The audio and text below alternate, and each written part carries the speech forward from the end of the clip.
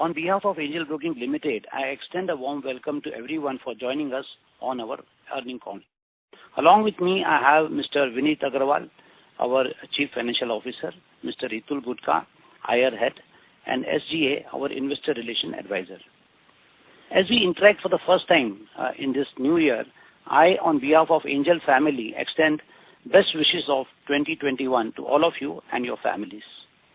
We have issued a detailed investor presentation and a press release on stock exchanges, and we hope you have had a chance to look into it. Since some of you may be hearing us for the first time today, let me give you a short overview about Angel Broking, and then Vineet will walk you through operational and financial performance. Angel Broking is one of the largest digital retail broking house in India. We are over 2-decade-old company and have gone through various phases of broking industry. Over the last decade, we have transitioned to a completely digital player. We are today harnessing the benefit of our digital presence as we acquire clients across different tier cities through our online channel and gain market share exponentially across segments. Today, we offer our clients a simple and uncomplicated flat fee plan of 0 rupees for all delivery-based orders and rupees 20 per order for all other segments. Just to give a glimpse of Angel Broking Limited as we stand today, we have a customer base of 3.19 million with the reach of more than 97.6 pin codes across India. Of this, 1.88 million was added since April 2019. We continued to remain fourth largest in terms of NSE active clients and third largest in incremental NSE active client in Q3 FY21. 10 out of every 66 incremental Demat accounts are opened with Angel Broking. Average time taken by our clients to onboard is around 5 minutes, and 100% of direct clients are onboarded digitally. Till date, we have experienced close to 8 million downloads of our apps. More than 99% of our orders are placed by our client directly are seamlessly executed on online platforms.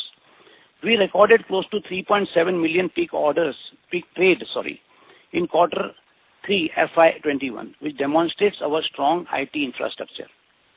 We drive customer engagement on regular basis with the help of our artificial intelligence and machine learning tools. We update and educate our clients through nudges on latest news on stocks, products, advisory platforms, educational videos, etc. We offer them various schemes and personalized offers ranging from cashback, scratch cards, trade-free periods, etc. Therefore, we are on the top of giving end-to-end advanced digital experience to our large 3.19 million customers. We offer our service through 5 digital platforms. 1, mobile broking, Angel Broking mobile app. It is our flagship product for safe, seamless online trading platform and enables clients to trade in equity, future and options, currencies, commodities across stock exchanges, make investment in initial public offering, and make investment in mutual fund. Second, Angel Bee, one of our new product which is in the final stages of commercialization. It is a digital platform through which we provide retail wealth management and personalized investment recommendations to our clients. Third, ARQ. We pioneered the concept of robo-advisory in India through ARQ. ARC, as we call, provides equity advisory services based on alpha-generating algorithms that take into account multiple fundamental and quantitative factors. ARQ has consistently outperformed the benchmark indices since inception. Fourth, NXT platform. It is a platform which helps our 14,000 authorized persons to be an integral part of the digital ecosystem and effectively utilize the business opportunities that are generated through various marketing initiatives. Speed Pro. It is a desktop trading software which provides clients with a single window trading experience along with the trade monitoring capabilities across BSE, NSE, and MCX.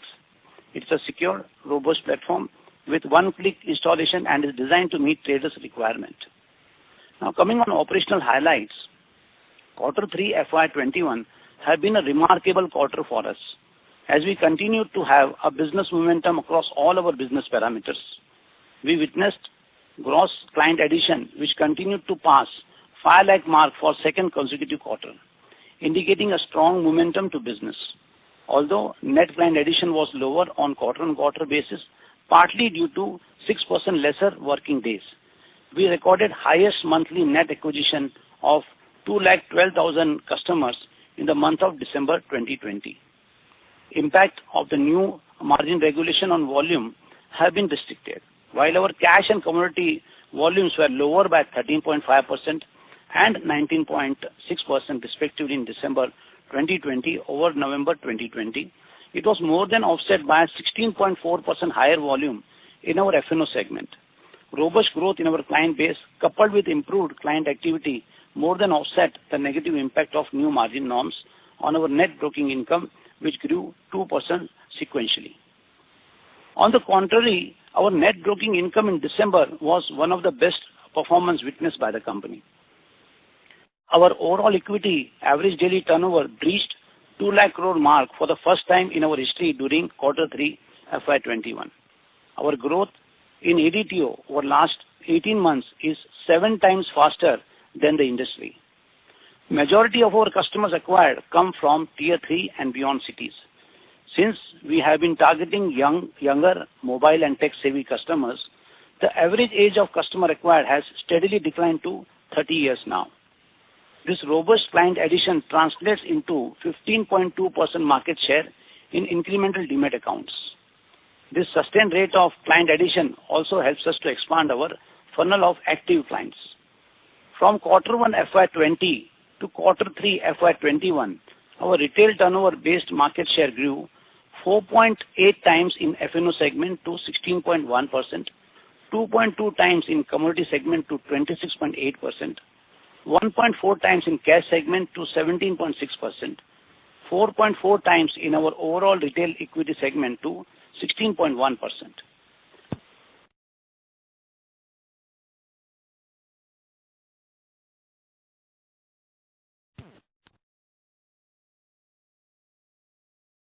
Ladies and gentlemen, the line for Mr. Dinesh Thakkar has got disconnected. Please hold while we reconnect them. Thank you.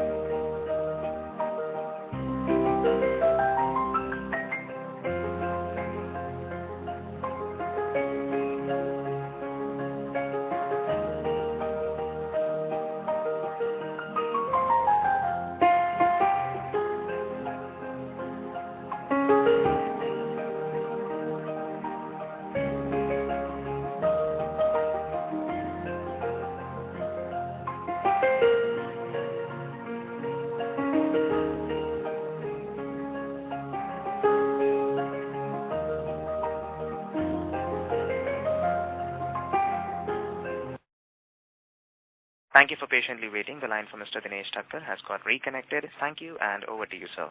Yeah. Sorry for the inconvenience.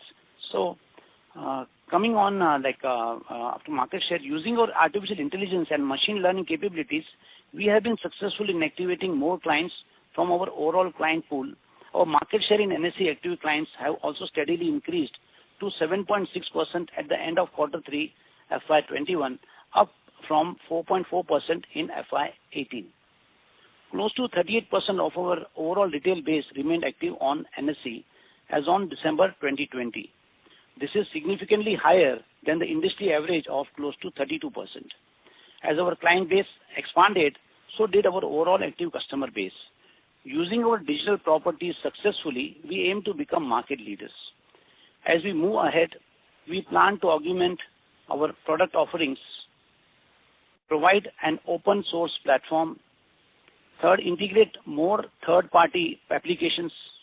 Fourth, augment our artificial intelligence and machine learning capabilities to provide more personalized digital experience to our clients. Fifth, engage with third-party provider to widen our product bouquet. And finally, capitalize on huge opportunity of growing investable wealth in India. At Angel Broking, we continue to witness the benefit of digital model in our business, which is giving us operating leverage benefit in our financial performance. I would also like to share that Angel app was 4th fastest growing app in finance category in India in terms of time spent as per App Annie intelligence report, a testimony of our digital capabilities and wide reach and usage by clients. With this, I will now request Vineet Agrawal, our CFO, to give you a brief on operational and financial performance of the company. Thank you, Dinesh Bhai. Good morning, everyone, and thank you for joining us today. I will take you through the operational and financial snapshot for the quarter. We achieved strong addition in net client base by 4,92,131 clients in quarter 3 of financial year 2021. 76% sequential growth in our overall average daily turnover.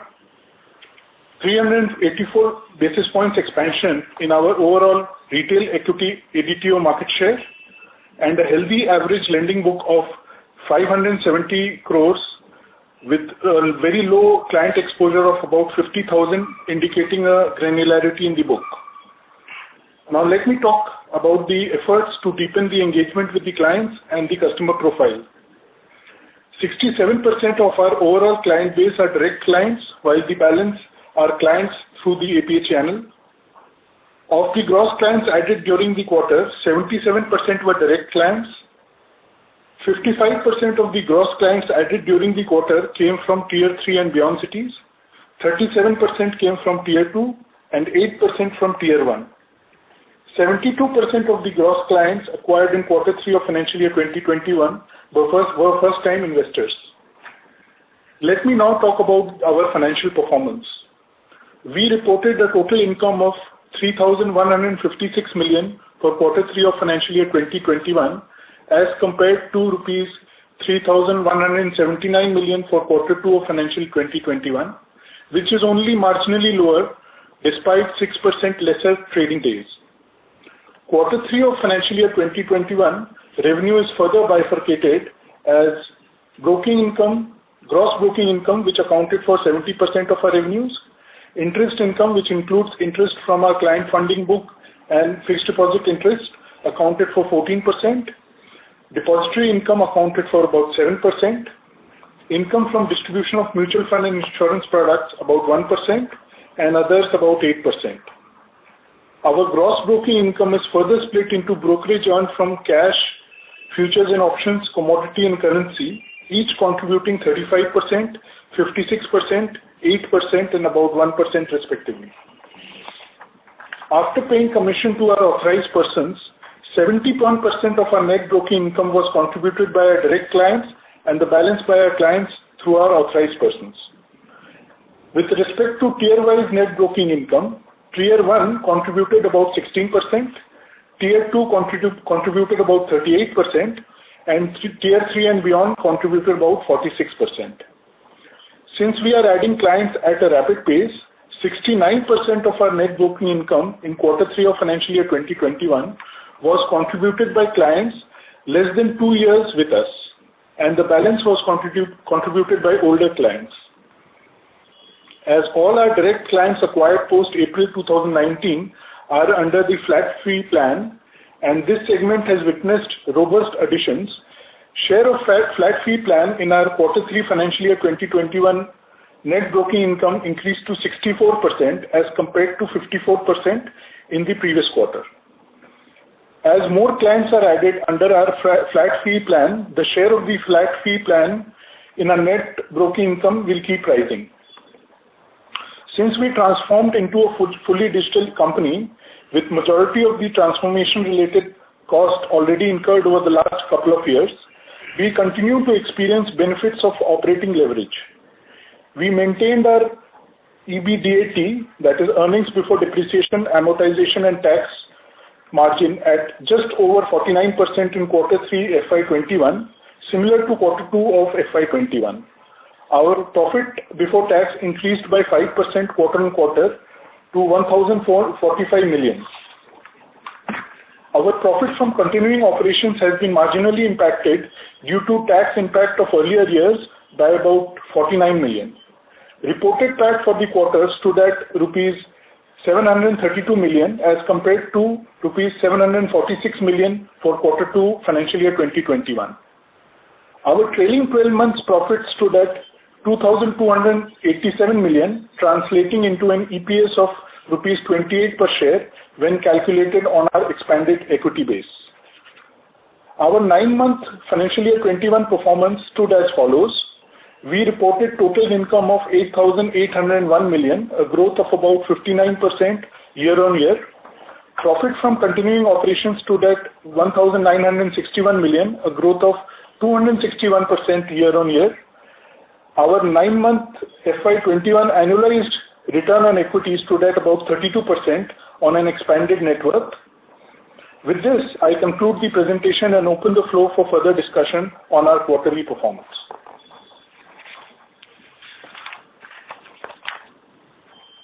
Sir, should we start questions and answer?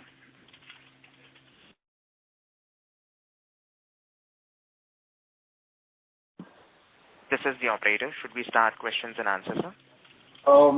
I think Mr. Thakkar is again disconnected. The line got dropped. Yeah.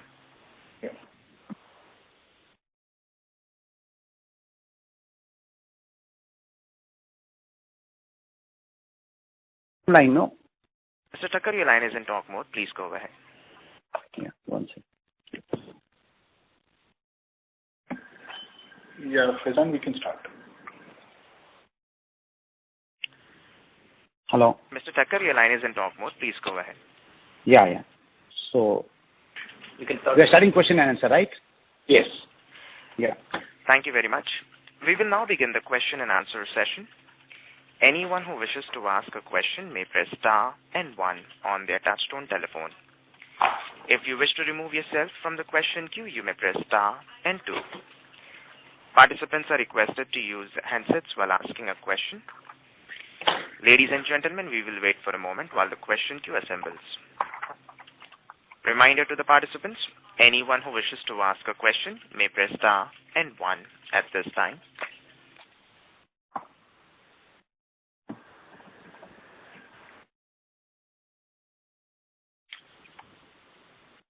The first question is from the line of Akshay Ashok from Dalal & Broacha Stock Broking. Please go ahead.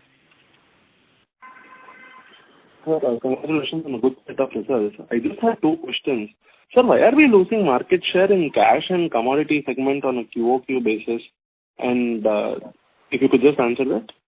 Slightly, there's a slight drop in market share in cash and commodity segment. While we are doing so well in F&O and overall equity, why there's a problem in cash and commodity? So actually, I don't see a reason why so many times what happens.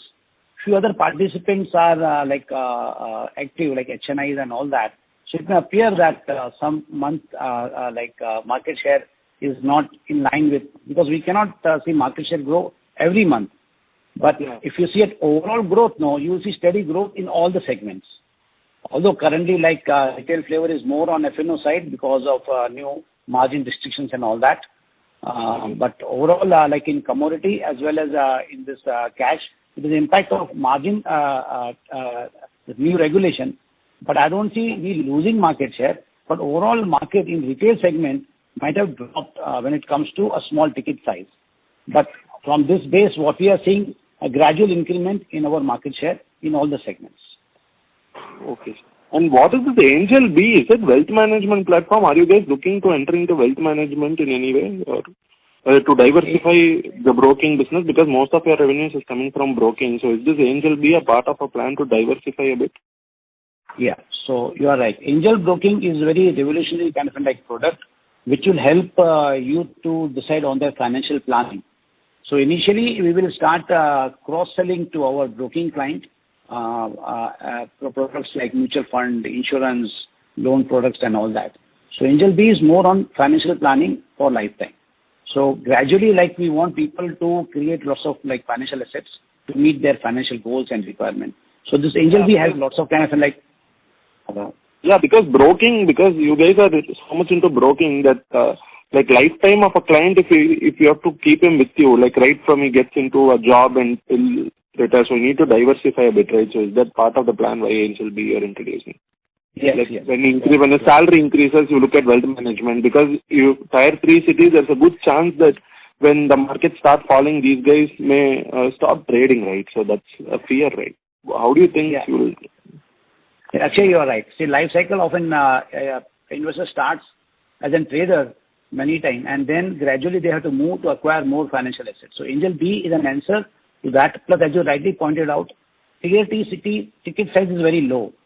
So to serve them with RMs and physical infrastructure, it is not viable to serve. But if you look at youth of India, they are getting the initial salary of 2 lakh, 3 lakh. So they start their saving with just 5,000, 10,000.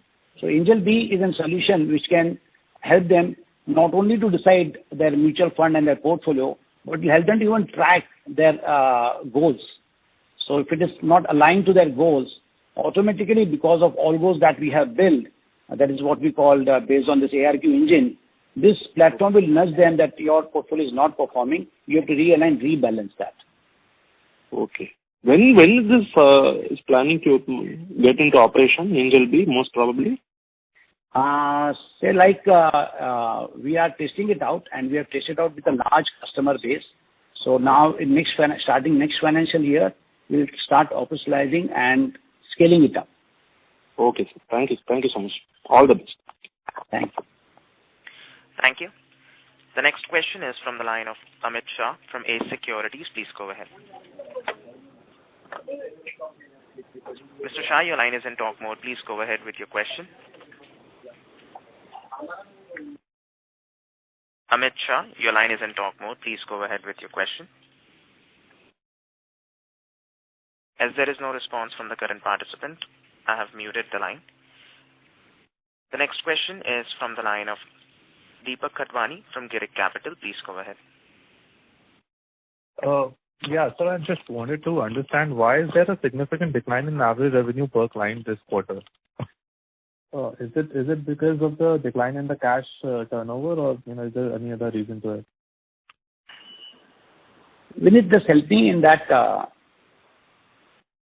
Is there a decline in?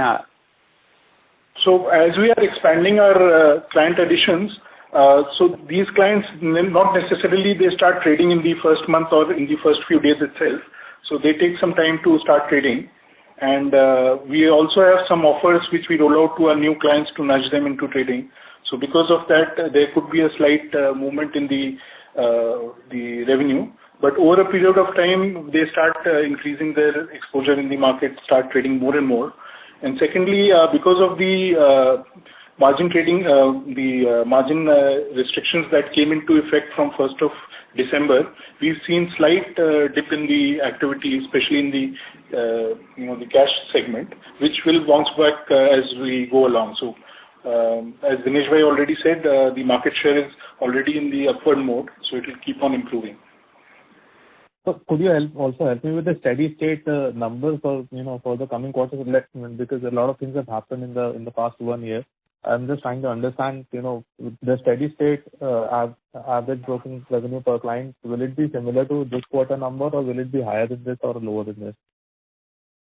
See, Mr. Khatwani, what is important, what we focus on is increasing our market share. So as I said, that being into digital model, our we have lots of operating leverage that we can play with.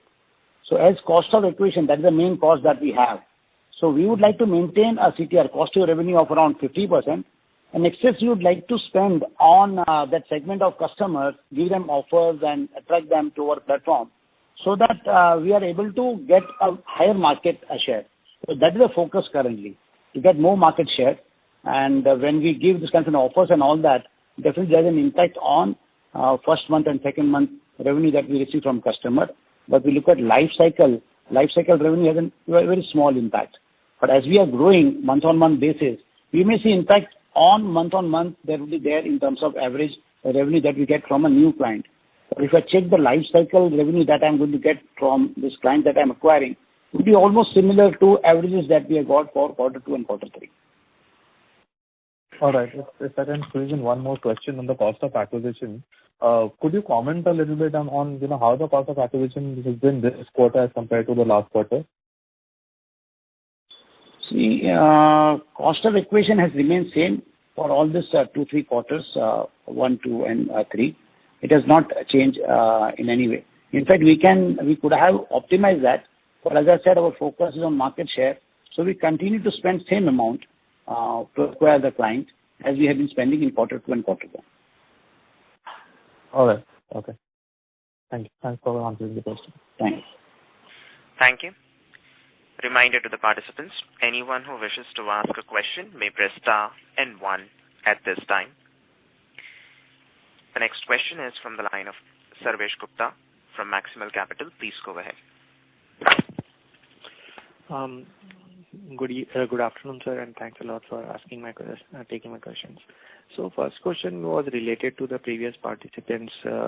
While you said that the new additions in the clients may not have traded much, but we have also seen a very strong jump in the ADTO. Now, if we look at our pricing structure in the cash market, of course, intraday there has been some pressures, etc. But on the F&O side, we earn money on every trade. So despite a very strong jump in the F&O ADTO, we have not been able to increase our revenues from quarter 2 to quarter 3. So that is something which I could not understand, why the ADTO has not led to the traction in your revenues. That is number one. And second, on the competitive landscape, now we see, every player, right from Kotak to an ICICI, everyone is basically offering a cloning of your plans in terms of pricing, etc. So given that sort of a competitive intensity wherein, our positioning is a little bit diluted now in terms of lower pricing and digital offering and all that. So how are you viewing that as a impact on your business and the growth going forward? See, coming to your question on ADTO has increased because of increase in volume in option. But if you check the option volumes now, it increases, it is not proportionate to what revenue we get generated, because ticket size over there is much higher than a cash segment. So whole market, I think, was impacted because of this new regulation on cash intraday. Cash intraday may appear like lower turnover, but it is high on revenue. So now when you compare ADTO in terms of cash, it has dropped, commodity it has dropped, and there's a significant rise in F&O. But as I said, F&O volume comes from option, so it may not be as proportionate in terms of revenue that we generate from a client. So that explains that. Otherwise, I think if you look at December numbers, they are showing a good traction in terms of new customers that we are acquiring, plus volume that we are able to generate from this customer who are getting used to this new norms. We are very confident about that customers will get used to this new regulation, and again normalcy would come back. And at the same time, we are not impacted because we are seeing a huge surge in customer acquisition number. So overall, if you see December, overall our revenue was higher by around 2%, and if I factor in 6% loss because of less trading days, so overall impact, there's a positive impact of 8% on our revenue. It would have, had we normalized that, our revenue would have been 8% higher. This factoring in this new regulation which has come in. Now coming on the second part of question, competitive landscape will always be changing in broking industry. And pricing is not just one criteria to attract customers, because many players in the past have played with price. But I think after 20 rupees per order, customers are insensitive to price, because if we factor in all other taxes what they have to pay, even any brokerage reducing price from 20 to any 10 also will just have an impact of 8 to 12% on customer paying for his trade. Now coming on competitive landscape, I believe that India is a very underpenetrated market and future is with digital players. So it is not a question of price. It is question of how digital savvy you are. How are your process designed to capture or acquire a customer from tier 3, serve this customer from tier 3 and maintain that relationship with him. So I think it is more to do with digital competency, not with the pricing. So I believe in terms of digital competency, we have proved that we have given a best experience to customer. If you look at reference business that we get and word of mouth that is spreading in the market, we are confident that customers are liking digital journey that we have created. Plus our ARQ platform is helping them in advisory services, which lots of competition have not digitized their advisory service. And we were first to use this robo-based advisory services where we are able to recommend our customer advisory services which a normal, full-fledged traditional broker would give. So overall, I think we have lots of plus points which gives us confidence that we will be in that top ranking for next few years. And definitely, going forward, I would say we have to look at who has digital competencies. That would be a competition. Giving price, I don't think matching the price is going to give a bigger market share to any player. Understood, sir. Thank you and all the best for the coming quarters. Thank you. Thank you. The next question is from the line of Rohit Seksaria from Sundaram Mutual Fund. Please go ahead. Hi, sir. Thanks for the opportunity. I had a question on cost of acquisition.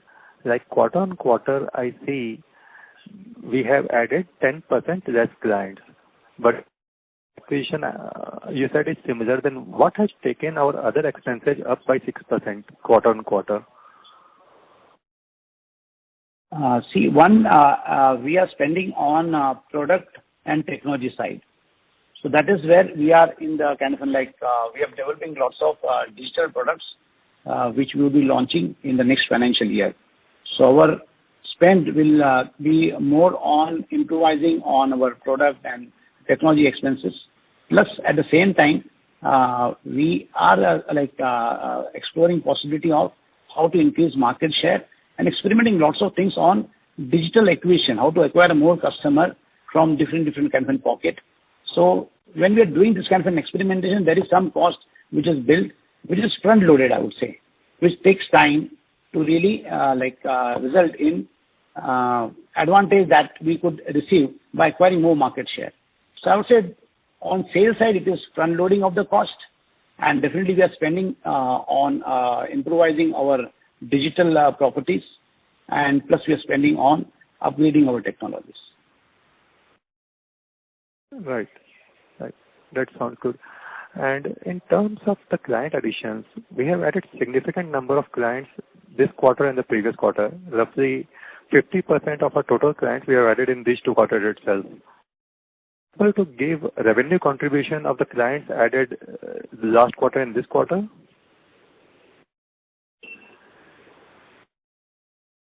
Do we have any numbers on that new clients addition number?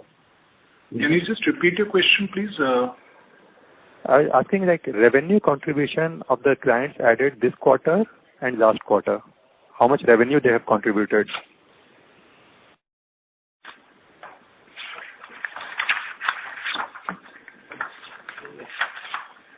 So, I had in my reference, I said that 69% of our clients that we've added over the last few quarters have contributed to our book, so revenue. So, as the increase in the flat fee based clients that we are acquiring over the last few quarters is increasing, so the overall contribution is also increasing.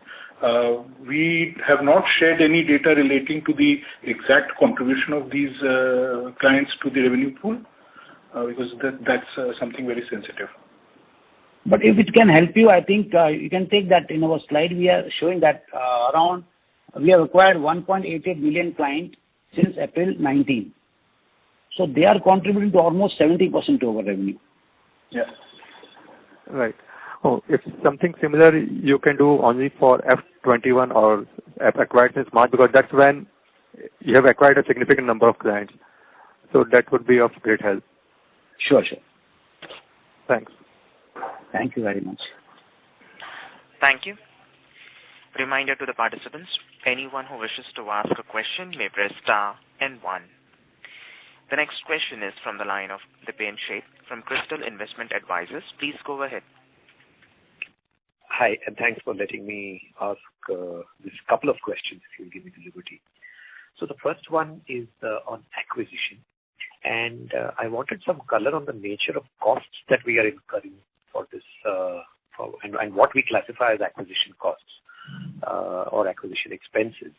The specific clarity that I want is how much of this spend is in the nature of promotion, advertising, outreach, and so on, which is fine by me.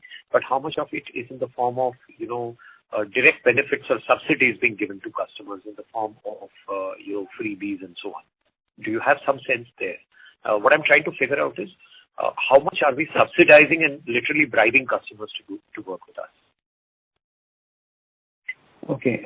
So when you say about cost of acquisition, that includes all our branding costs, performance marketing, call center, and whatever freebies we give. And over here, I would beg to differ. It is not a bribe given to customer.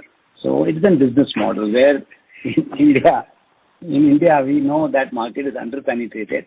So clients get attracted towards, if at all there is some kind of an offer which is given to them. So there are offers like going through some of our educational videos and we give something free, or something direct kind of benefit in terms of not charging them brokerage for few trades. So that helps us to... I'm perfectly okay with these things. I'm sorry to interrupt you, sir. The sense I'm getting is, are you literally transferring benefits to people and incurring cash costs for those? If you're incurring virtual costs, give them free brokerage for a month, I'm perfectly okay with that. But are you going out of pocket to get people to join? See, our offers are primarily like when person uses some service, so they get some 1 month's free brokerage, or they get 5 trades free. So majority of the customers are actually... If you give me a 1,000 rupee Amazon gift voucher, I will call that a bribe. But if you tell me you get free trading for a month, I'll say that's fine. That's the sense. No, in that sense, we give vouchers and all that, definitely. So what happens, vouchers is given to customer who are referring. So because some gratification has to be there. If at all somebody is referring a client... Sure, you have a referral thing, that's fine. Yeah. So most of this our is like gratification to person who have referred, and customer who comes on our platform, they get some 5 trade free and all that. So all that kind of thing. We don't give free shares and giving... Yeah, are you going to credit 1,000 rupees of mutual funds into my account just because that's... No, we don't do that. That's the reason our... Is it as direct as... No, we don't do that direct. You might pay someone else a referral fee. You might pay one of your authorized persons an acquisition reward. I'm okay with that. You might get one of your performance marketing associates. You might remunerate them for a confirmed sign-up and so on. That's fine. I'm okay with that. So apart from that, there are few offers which we give when customer has been acquired, but maybe he has not become active. So we try to lure him through some voucher and this, so that he puts his trade and understands our system. So that are very few cases. But when we acquire the customer, we don't give them any direct transfers. Okay, fair enough. That's a convincing answer, sir. If you'll allow me one more question, sir, please. Sure. Okay. So you've been acquiring at what is clearly a frenetic pace, close to about 5 lakhs or so every quarter, and which is a fantastic performance for a brokerage which is not backed by a bank. And I think it's very, very creditable. So can you just elaborate, on the other side of this? The other side of activation, the acquisition is activation. So what is the kind of activation? How does your activation waterfall or cascade look like? So let's look at the first 9 months of this financial year. And even if I look at customers acquired in, let's say, the first 7 of these 9 months, right up to, let's say, the end of October. I will give you, I don't want to know what happened to the customers acquired in November and December, but from April to October, whatever number of customers you acquired, let's say about 10 and maybe, another 11, 12 lakh customers that you would have acquired, how much of those are active? See, we would not be able to give you a proper number for that period, but overall if you see, customer base that we have, so almost 38% are active, and if you compare with industry average, it is around 32%. So our customers are more active than, yeah, I understood. I'm coming to your point. So, we haven't shared that number in terms of last 6 months or every quarter. But to give you a rough sense, activity of a customer for last 2-3 quarters, if you take, would be much higher than averages. That is the maximum I can tell you. Yeah. Okay. And would you also be tracking and perhaps even sharing what I will call inactivation or deactivation data? The simple question to ask is, how many of your customers who were active in FY20 have not traded in FY21? Is there a percentage that you track here? No, it becomes same question twisted in another way. So that. Okay. So I'll probably bug you guys separately on this. I just forgot that I was talking to an analyst. Yeah. All right. Never mind. So thank you. Yeah, thank you. Thank you.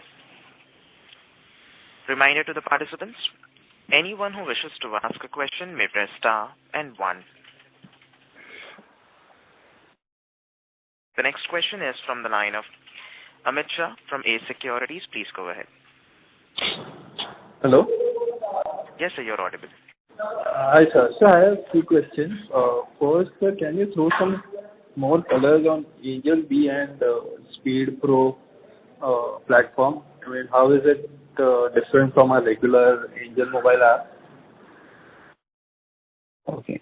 Speed Pro is a desktop version of people who want to invest, trade, and all that.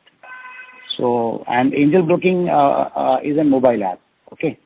And when it comes to Angel Bee, it is more of people who wants to start their journey by investing in mutual fund and create long-term portfolios. So Angel Broking app is for active traders, active investors, even passive investors can use it who want to directly invest in stock and create a portfolio.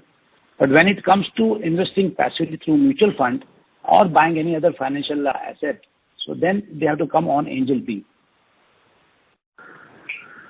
Okay. Okay, thank you, sir. Thank you. That is all. Thank you.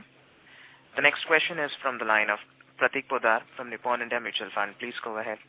Yeah. Hi, sir. So just wanted to ask you a bookkeeping question in terms of how much cash on books do we have today, sir? I mean, X of exchange, X of client advances. What is the cash on books which we have? Sure. Vinay, if you can answer this. Yeah. So our net worth is about 1,050 crores, and if you were to see that our fixed assets are about 120 odd crores. So the rest of the amount is in the form of liquid assets or cash. Yeah. So you would have 900 crores of cash. That's a fair understanding, right? Broadly. Yeah, about that. Yes. Okay, got it. And the second question is on your MTF book. I didn't see an uptick in MTF book despite equity markets doing very well. Any specific reason for that?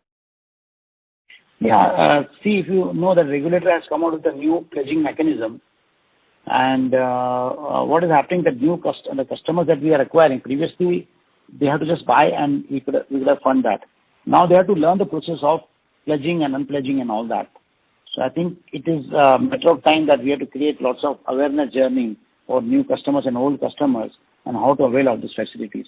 So we have some programs in our pipeline to initiate this kind of awareness programs. Got it. So you are saying basically, as long if the client doesn't pledge or if that journey of pledging is not clear, your MTF book will not grow. In the sense, there is a learning curve to it. Once the learning curve comes in, then the MTF book grows. Yeah, it will become normal as it was few quarters back. Okay.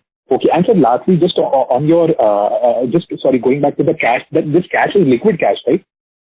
So this is in the form of the margins that we place with the exchanges and got it. The working capital requirements. So it is not nowhere in equity mutual funds. I was just trying to understand from that perspective. The deployment is in cash and cash related instruments. Yes. Okay, sir. Thank you. Thank you. The next question is from the line of Pranav Gala from iWealth Management. Please go ahead. Thank you for the opportunity, sir.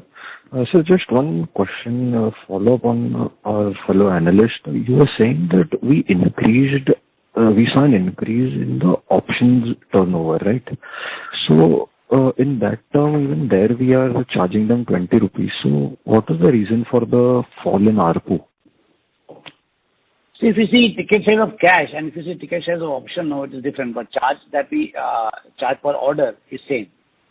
Do we have any data, Vineet, on ticket size of cash and ticket size of option?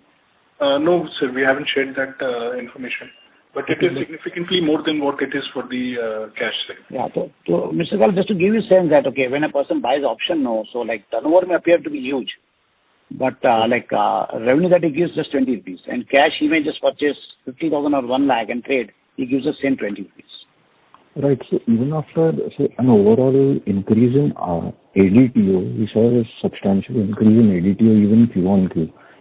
So still just trying to understand that what is the reason for the fall in the average revenue?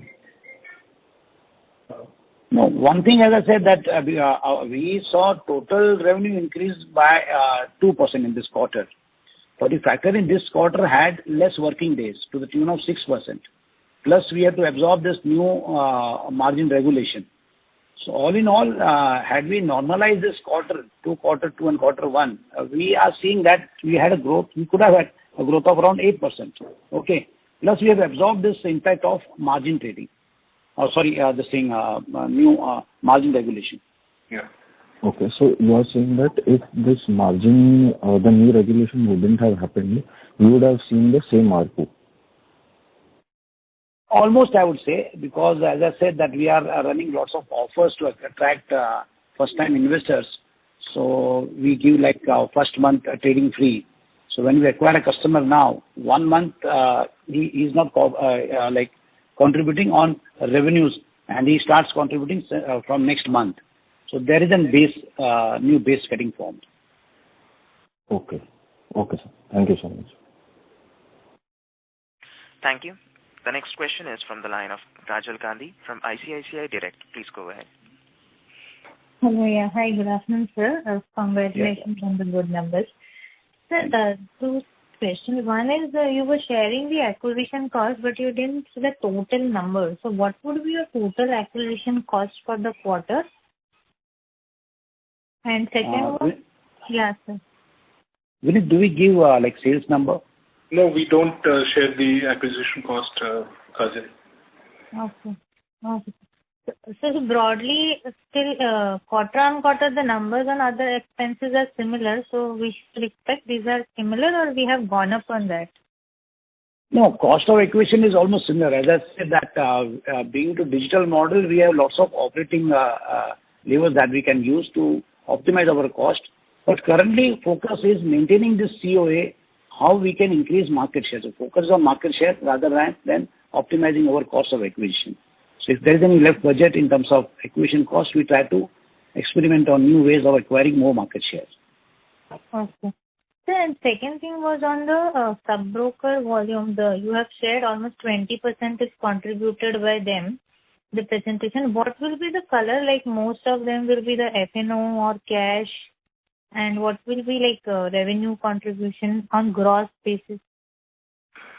So on net basis, we've shared that the contribution of the net broking income from the clients through the authorized persons is 29%. And the behavior is almost similar to what it is for the direct clients. So they are contributing approximately in the similar manner in terms of turnover as well. So how much they have contributed to the incremental client addition?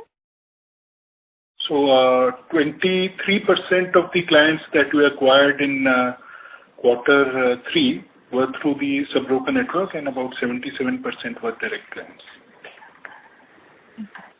And I heard saying that sir said that if suppose the client is not getting activated, we sometimes do offer the vouchers. So these vouchers are to give him trade directly, or what kind of vouchers will these be? No, this will be all like Amazon vouchers and all that. Okay. Not to trade. It is just to like incentivize him to, or maybe we give many times just 3 trades free in some segment, something like that. Sir, with this volume numbers which you are reporting, will you be the second largest now in the system? Sorry, Kajal, can you repeat your question? So because at 220,000 ADTO, will you be the second largest in terms of volume, in terms of retail brokers? Exchange does not share this information, so it would be difficult to say. Okay. Yeah, thank you very much, sir. Yeah, thank you. Thank you. The next question is from the line of Sanket Godha from Spark Capital. Please go ahead. Yeah, thank you. Thank you for the opportunity. Just wanted to understand that the way you had given your revenue brokerage, net brokerage revenue breakup into new plan and the old plan. This can you even share the same data on ADTO basis? How much of the ADTO happens in the new plan versus the old plan? So just wanted to understand the revenue realization for the same ADTO in a new plan versus an old plan from a company point of view. That was the first question. And the second question which I wanted to understand is, and second question is also with respect to old and new. Given the contribution of old has come down to 36 compared to 46 previous quarter. So how do you see this trend trajectory going ahead? So these are the question on the old and new plan. And the second question is just to want to understand that in options market, after new margin regulation, have you seen that retail investors have become more options buyer versus option sellers, so that the margin requirement thing doesn't impact them in a meaningful manner? Those are my questions. Yeah, there are a few cuts given in presentation in terms of revenue that we receive from old and new plan. But if you look at our direct client equation, that is almost 73% client that we acquire are direct, and 27 is from sub-brokers. So new clients that we are acquiring direct are totally into new plan. So you will see that growth in new plan will be improving every month on every quarter, because clients that we are acquiring now are mostly into the new plan. Okay, so I don't know what kind of cut I can give you what you had asked. Vinit, do you have any cut which can be shared? We can only tell you that the ADTO split will be similar to what it is in the direct client versus clients through the authorized person network. And in terms of the split in the old plan versus new, we've also again shared that 46 has come to 36 and 56 has grown to 64. No, why I'm asking this question is because the cash ADTO declined just 12%, but your revenue declined almost 21% on sequential basis from cash broking income. So just wondering, that is because of largely the mix change between flat plan and the old plan, the mix changing. That's one of the major reasons for that drop in the cash volumes, cash revenue versus the fall what you have seen ADTO. The cash revenue has dropped because of new regulation agreed, but there are lots of customers who have shifted their intraday activity to options. Yes. So overall, to say that it was just impact because of this regulation would be difficult to say, because what shift happened from cash to F&O is nothing but a compensation of trader who was doing intraday trading. So he has opted now to trade on options. Okay, good.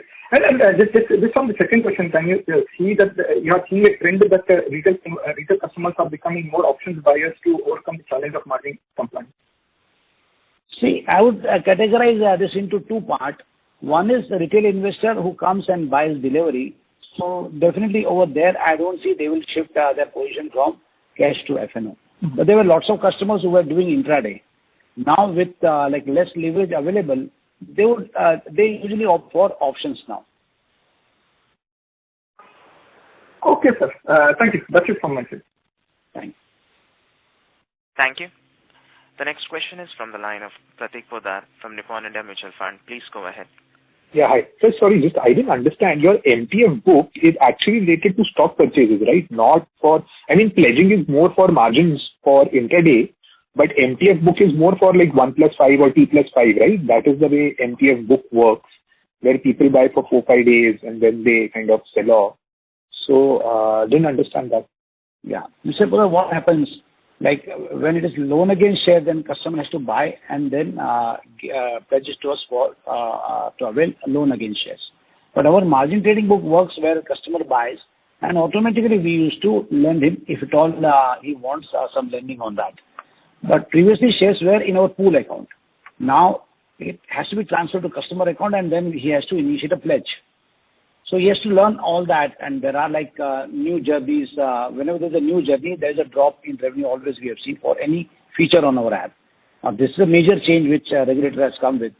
So a person who wants to avail margin trading, he has to pledge and unpledge. That is very important. So he has to learn all that so that we are able to provide him fund on that position what he has taken. Usually in margin trading, what they do, they just pay us 25%. The rest automatically has to be funded. It is very different than loan against shares. Okay, sir. I'll take this offline also just to understand this better. Okay, sure. Thank you. Sure.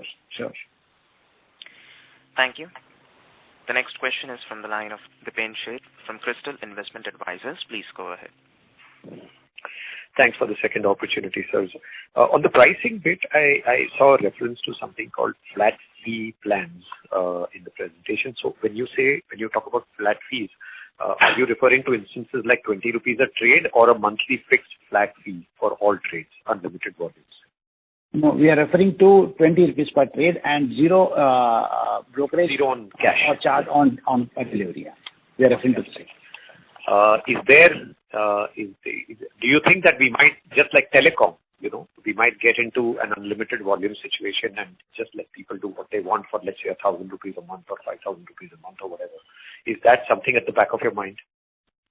No, because we want to serve the retail customers, so average ticket size is low. We are not serving to heavy algo traders. So this plan of unlimited is successful when we want to serve a big kind of like active trader in algo and all that. But our market is total retail, so their ticket size is low and they don't trade very often to get a benefit of unlimited plans. So we don't have any plans to introduce any unlimited plans. Fair enough, sir. And a second bit on the cash on your books. You made a reference to something like 900 or 950 odd crores of cash on the books. So what I'm really looking for is what is the unencumbered and absolutely free to use cash which is there on your books, because a lot of it will be in the form of current assets, current liabilities, given your exchange positions at the end of the quarter and so on. So if you net off all of that, and even if you net off all the FDs and other things that you put up as margins to the exchanges, all of that I would count as cash which is not really free or unencumbered. If you just look at the unencumbered cash, how much do we have at the end of the quarter? So the number which I said in the range of about 850-900 crores is something which is cash which is unencumbered. So as we have explained in the past also, ours is an asset-light business model, and we don't really require too much of fixed assets or I completely agree. Whatever are the creditors and provisions are also not significant other than the client funds that we have, which they park with us in anticipation of trades. So this 850 odd crores that is sitting on our balance sheet is completely something which we use for our margin trading funding as well as for the margins with the exchanges. Okay, so my sense is that you can pretty much do whatever you want with this cash, including spend it on maybe an acquisition or do whatever capital allocation that you want. That's how I should interpret it. No. Please don't take it this way, because we are in a market which is volatile. So we have to keep enough provision for increased volumes that we can anticipate from whatever is happening across the globe. And if you look at margin trading, currently it is around, say, like 550-600 crores. And during previous, 3 years back, when small and mid-cap were doing well, we had a margin book of around 1,400 crores. So with new clients acquired, once this kind of wave stabilizes in small and mid-cap, our book can go as high as 3,000 crores also. So all this cash, what we are retaining right now, minus additional earning that we are doing, that we have a kind of decent dividend policy, rest will be deployed and kept only for this business. Okay. Thanks. Thank you. The next question is from the line of Jatan Mehta from Retail Investor. Please go ahead. Hello? Yes, Hello? Mr. Mehta, please. Yeah, hi. Hi. So I just had a couple of questions related to the branches that you all have. I think from what I can gather, you all are trying to shut down a few physical branches. But if you all do that, can you all give us numbers for how many branches we plan to shut down? And if we are shutting down them, then what happens to the customers who are more dependent on those branches? How do you all integrate them and move them into the online space? See, since April 2019, we have become a total digital player. We have shut down all the offices, except there were three or four. That too also we shut down in last 2 quarters. So currently we don't have any physical offices which is serving B2C customers. So customers that were there on branches were given an option. Either they can use our mobile app to trade, or they can get associated with some of our business partners. That has been taken care since long back. In April 2019, we had almost shut down all the offices. So from April 2019, we are totally digital player. We acquire customers digitally, we serve them digitally. We don't have branch office to serve a customer. Okay, fine. Okay, perfect. And I think, okay, that's it. Thank you. Yeah, okay, thank you. Thank you. Ladies and gentlemen, due to time constraint, we will take that as a last question. I would now like to hand the conference over to Mr. Dinesh Thakkar for closing comments.